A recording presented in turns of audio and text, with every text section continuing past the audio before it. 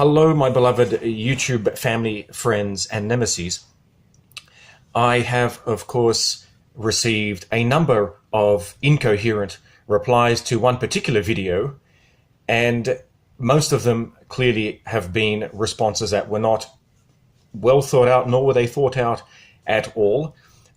They were probably responding to what I deemed the video to be, let's just call it, possessing of invidious content. And out of all of those ridiculous responses, there was at least one person who was quite coherent and wrote something which I will now dismantle piece by piece with respect. This was our good friend Yasmin Bandari, or Bandari, I'm not actually sure. And I want to say thank you for at least responding with some sort of coherent and response and reasonably thought out. Now, many of my responses, which I will give you in this video, are already on YouTube in two other videos, which were both responses to the Lauren Southern quote-unquote bimbo video. But funnily enough, for some strange reason, people don't seem to watch those ones. Perhaps it's because those ones were not emotive or deliberately demagogic or triggering or clickbaiting. But, you know, I guess that's how we as humans work in general. We gravitate towards the insidious for some strange reason.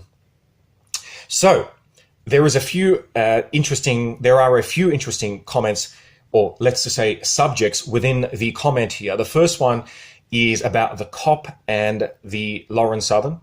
And the next part was about bimbo. Next part was about understanding that what we live in, if it is a democracy, if it is a liberal democracy, and what does liberal actually mean, and upon what principles were our countries, if they are in the same group, founded. So the people of the community walk around safely without fear. Lauren says, yes, but I'm a critic of Islam, and that's why the cops stopped her. Wrong, ladies and gentlemen, boys and girls. That is not why the cops stopped her, as we have said many times. One of the examples of this, of backing up what I'm suggesting, is, of course, that within a week or two, I think it was, of the Lauren Southern video going viral, someone from outside of Australia went into Lakemba and specifically asked a huge amount of people who happen to be of the Islamic archipelago questions about Islam. And the vast majority, actually every single person, was happy to speak to this person. And I did talk about that. It is on YouTube. You can look that up. It should have had 1 million views or so by now, maybe. And even the most pious and most literal, say, those who inhabit the literal sphere of the version of Islam, ironically, this extreme jihadist Salafist style is also the style that those who happen to be against Islam accuse Islam of being, even though Islam is, of course, many, many, many different things, including an element of faith, which I do not accept as an idea anywhere.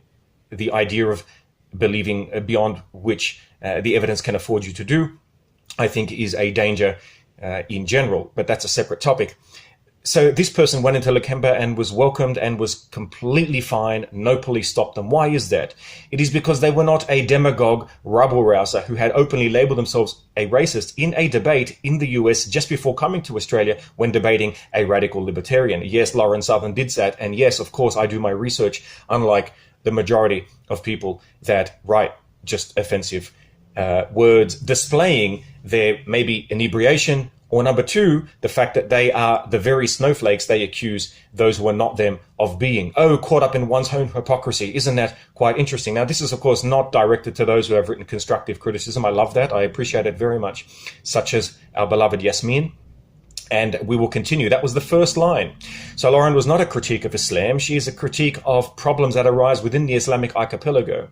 That is to say that Australia has more than just Sydney. Australia is not the Harbour Bridge. If it rains in Sydney, it does not mean it is raining in Darwin. And if it's boiling hot in Adelaide, it does not mean that it is boiling hot in Perth. Yes, we have varying degrees. It's called a vector field as opposed to a scalar. It is possible to actually differentiate and nuance the situation, as opposed to saying, whoops, you bad, me good. There is 1 million people in this faith who are absolutely vile and dangerous. And somehow that means we're talking about the whole faith, not understanding, of course, that we have derivatives of the faith such as, of course, the Khadijiyin, the Ithna Ashura, the Umtewli, which is a subsect of the Shia, which Hazara is also a subsect of the Shia, and we also have Lashkar-e Jangvi in Pakistan, which is a subset of the Sunnah movement and part of the Salafist movement, and the Wahhabis related to the Wahhabist movement, and we have varying degrees of people within certain subsets of that faith that are to varying degrees either pro-West, consistent with the West, consistent more with conservative Christians who inhabit the West, or radical people who are anti-West. There are varying degrees of those, and to label all of them under one bucket is, of course, to not know what you're talking about. Now, the next thing we wanted to talk about is someone cannot go into a mosque, Yasmin says, and criticize Islam in a Western country. Also incorrect with respect, because as I said on YouTube, there are probably millions of views now of somebody who went into the very mosques, the same ones in Lakemba, and was able to talk to imams, and they were extremely, extremely welcoming, even though, of course, they have their views that I don't agree with, and most of us here may not agree with. And some of them, actually, I think one or two of them were even openly anti-West and had hateful views. There are varying degrees. Yet each one of those was more than happy to speak to these people in the very mosques that one here is complaining that people cannot enter. So therefore, also an incorrect view. This is one of the reasons I would say that the broadcasting of Lauren Southern types that are just purely imaginary and conflating Somalia with Lakemba, for example, is not only demagogic, but bimbo-ish. And when I say putting the bimbo back in blonde, not black, but back in blonde, I mean it. I say that Lauren Southern is, of course, acts as if she was a bimbo. Maybe behind the scenes, she's actually quite bright. I wouldn't put it past her. Who knows? But she's very good at hiding it. And so if somebody wants to label an entire group that they've defined as a monolithic block as nefarious, well, she's going to get it back. How do you like them apples? All right, the next part is, it says here, Australia and Canada, Europe, USA, and New Zealand were built on liberal principles. Wrong again. Australia, Canada, and New Zealand are part of the Commonwealth, which are tabi'in in Arabic. What's in English? I can't think of the word now, but they are voluntarily participating in the constitutional monarchy, which gave birth to them, which is based, of course, in Great Britain, which, of course, is no longer great. But what is the point? The point is that a constitutional monarchy is not a liberal democracy. In fact, it is a state which has instantiated within it the Anglican faith. In fact, religion and politics are fused together in the Commonwealth. And we have, of course, the Queen, who's not only the head of the church, but also the head of the armed forces. Now, it just happens to be a different religion. But the fact that faith has been rewarded to that level, well, I'm sorry, blowback is going to come back, because hold on a sec, we now have these other faiths that also want to have themselves represented. And people say we want to separate church and state. That would be nice. Even in America, where the church and state are officially separate, we have a huge voting bloc of evangelicals that has done their best to destroy the advancements of embryonic stem cell research for the last 20 years, which of course has resulted in who knows how many deaths to Parkinson's and leukemia in children and in elderly that could have otherwise been spared. So who killed more? I don't know. Whether it's the evangelicals via doing it behind the scenes with their blind and open faith of a particular ethno-state, which is separate from the Jewish people. Jewish people need to be safe, protected, and free. But at the moment, their setup is at the cost of the indigenous Palestinian people, many of whom, of course, are my family. And having said that, I have studied Hebrew, and I love the Hebrew traditions. And it would be nice to have all of us, of course, on one planet, acknowledging and respecting each other. But not everyone's going to do that. I would hope that some of us here in the West could. Now, built on liberal principles, also incorrect. They were not built on liberal principles, because firstly, I don't know what liberal means to people who are defining it as liberal principles. It would be nice if they were built on liberal principles, but they were not. Now, with the exception of the USA, of course, which has the separation of church and state, it was built in part on many different things. But one of those was not only freedom of religion and freedom from religion, but freedom between religions. Now, there's a consequence to that. And the consequence is that there will be people who will have a certain demagogic view where they follow dogma at the expense of free thinking, at the expense of thought. And the consequence of that is that in some faiths, you will have a subset that is more violent than another faith. But that idea, the idea of being sympathetic to those who have a strong belief without evidence to back it, gives way to the inevitability of certain expressions of that faith being violent. You want to get rid of one, get rid of them all. You want to say that nobody who specifically hates Jewish people is allowed to go into the West. Okay, well, the ones in the West can also get out. How do we define that exactly? I mean, it would be great, but are we going to define that by saying if someone believes a certain thing? How do we do that without discriminating based upon religion if we have been built on so-called liberal principles? Now, the next thing that you said here is appearance tolerance, not appearing racist, is so important that diversity of intellect has become synonymous with racism. Also incorrect. There is a huge amount of critique of Islam. If you look at the Quilliam Foundation, if you look at Rawa, if you look at Gays for Palestine, which is not a stupid idea, as one of our former friends and a child porn lover, Milo Yiannopoulos. Yes, another triggering statement. It's probably not true, but I said that because it probably triggered you. Now, why do I do that? Well, enjoy it, because people who want to cry about liberal tears, you can cry your own right now. Or you can toughen up and accept the fact that somebody can be a smartass right back. Alrighty. So this person said, Milo Yiannopoulos, that Gays for Palestine was one of the dumbest ideas he ever heard. Wrong. Being against Gays for Palestine is one of the dumbest things I've ever heard. Now, you might say you're not against them. Well, by criticizing them and saying it's the dumbest idea you've ever heard, you're against them, which is, of course, the dumbest idea I've ever heard. Why do I say that? I say that because it is the minority, which is radical and extreme, that leads Hamas, which is destroying the majority of Palestinian people. And the Palestinian people, many of whom are either okay with homosexuality, not okay with it, but will not want to kill someone for it.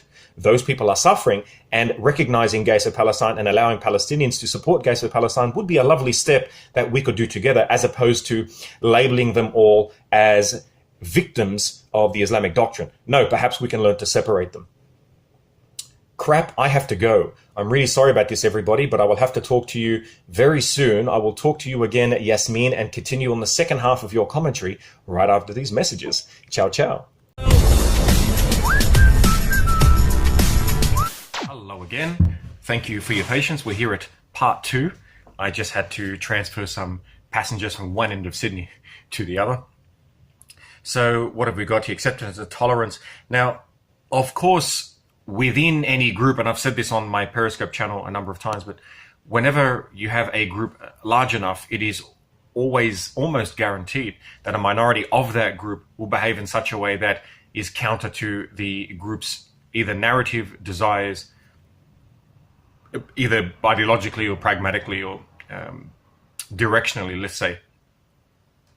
And so it is absolutely natural that, of course, within certain movements such as the MAGA one, that there is a minority that decides to go and kill people, and the majority of those in the MAGA group will say, that's not us. Problem is that it is very hard to distinguish when one is outside the group. And ironically, that's exactly the same thing that many of those within the MAGA group do when they criticize an entire religion as if it behaved in one way, in a polarizing way. I can't think of the word right now. Monolithically. In the same way, yes, you will have a non-violent movement such as Antifa become violent. Now, the minority in any group, as I said, the minority in Antifa can become violent, minority in MAGA walking around claiming white supremacy, and yet the rest of MAGA does not support that section, nor does it acknowledge or want to consider itself in any way attached to that extremist element. And I respect and I believe the majority who say that.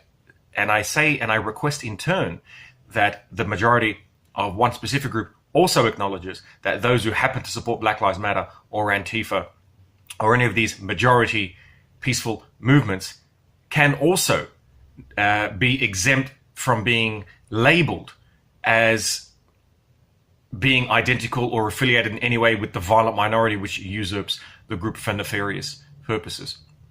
And so I openly reject any minority of any group behaving in such a way that's counter to the group's peaceful narrative. And it's exactly what you would expect. Actually, game theory predicts this. We saw with the English Defence League that the original leaders of EDL, English Defence League, as well as Antifa, end up leaving the group when too much of the minority makes such a huge noise that it becomes too visually unavoidable.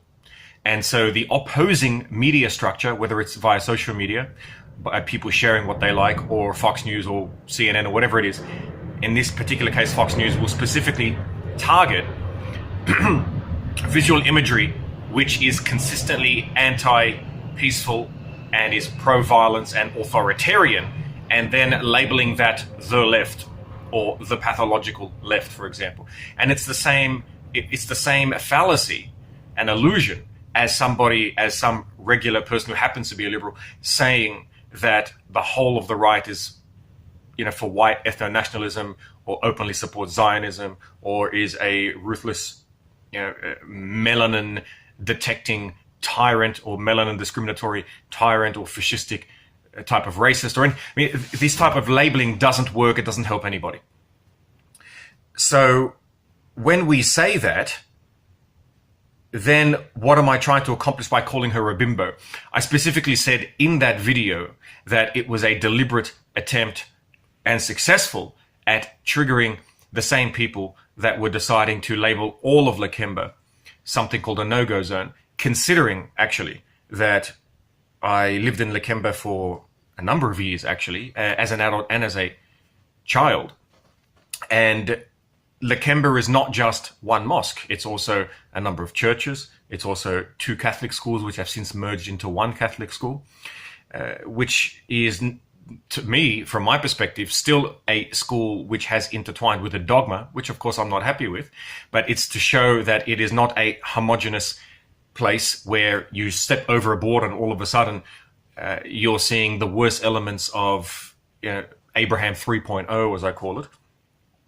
There's also lots of residential houses with people who are non-Muslim, some who are Muslim, some who are one type of Muslim from one country, some from another. We have to remember that different types of Muslims think differently. Some specific groups are extremely anti-homosexual, some are tolerant, some are pro.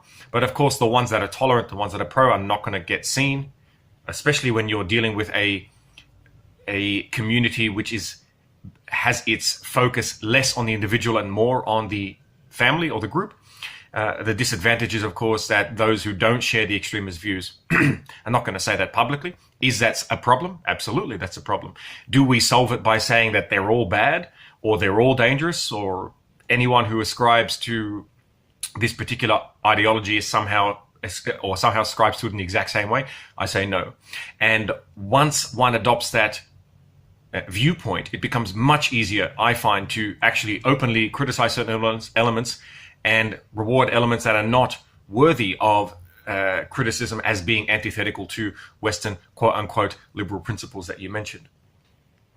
So because the Lakemba video was not a revelation of her stupidity, actually it was a revelation of her stupidity, especially the part where she turned around and said, "So we're in Somalia." Now, of course, once again, I can speak of an anecdotal example of the fact that I had a Somali girlfriend who actually was from Somalia and had recently moved to the Middle East when I was living in the Middle East. And that's only one person, but one is more than none. And so for Lauren Southern to make a comment like that, not knowing anything except for the worst elements of Somalia, which of course are horrific, horrendous, and need to be removed, criticized, eradicated from humanity for the sake of humanity itself, absolutely is nonsensical from her, and yes, does verge on overtly the domain of stupidity. Now, having that next, she's always polite, she's not always polite, and rabble-rousing and leading of one who makes a decision to lead via ignorance, by propaganda, irrespective of where they're from, right, left, middle, backwards, forwards, that doesn't bother me. It is the desire to lead a mass populace, which the individuals of which decide to defer their intellect to someone that they want to speak on their behalf. Even though they know nothing about the topic, they know the person who's speaking about the topic knows nothing about it. But that is not for the individuals to know. Now, some people might say, well, Gabriel, you must support Islam for some reason. I'm like, well, actually, having said that, no, it's a nuanced response. My auntie and her family, I remember her every Christmas. Every single Christmas, I remember her because she was murdered by Palestinian terrorists. Yes, that's correct. And at the same time, I have Palestinian family. How do we square that? Well, it's quite simple. The Palestinians who are my family do not represent the Palestinians that were part of the extreme terrorist act within or action or group within the Palestinian Liberation Organization, which invaded Lebanon in 1975 and turned a section of Lebanon into an Islamic state, and then, of course, recruited other extremist Muslims and non-extremist Muslims to their cause because of the fact that they were suffering via discrimination through the pro-Christian country of Lebanon at the time before the civil war commenced, which, of course, was a bubbling thing for a very long time. So not only that, but I do read the Quran in Arabic. I read that for Arabic practice. I am not someone who is theologically inclined. I've said that quite a number of times to people. I am a scientist and I prefer thinking and freedom of thought, as does, I think, Yasmin, based upon Yasmin's comments here. So freedom of thought, yes. Does that require an assumption? Yes, it requires the assumption that we value reason, logic, and thinking. And of course, those things are correlated directly with sentience. And so we respect sentience. At the moment, that's humans, and to a lesser degree, various creatures, and to a lesser degree than that, various other creatures. And so, of course, once we make that assumption, then the well-being of that sentience is quite vital. Now, do some people try to represent that via a narrative? Yes. Does that make the narrative literally real? No, it does not. And I think we can agree on that. And that fallacy of assuming that a narrative is reality as opposed to a representation of some abstract substructure of the universe that we as humans are implementing or superpositioning on top of that abstract substructure in order to try and understand this abstract structure. The difference between those two is quite important. If we believe that that narrative is correct and it was revealed, and we defer our understanding of it to those who claim to be leaders within this revelatory domain, I would say that type of thinking is dangerous. Now, it might be more dangerous with some dogmy than others, absolutely. Okay, so are the Abrahamic faiths worse in general when it comes to those compared to many of the Indian faiths? Yes, probably. Does that mean that one is worse than the other? No, in the sense that they are all, quoting someone much greater than myself, equal glimpses into the untrue.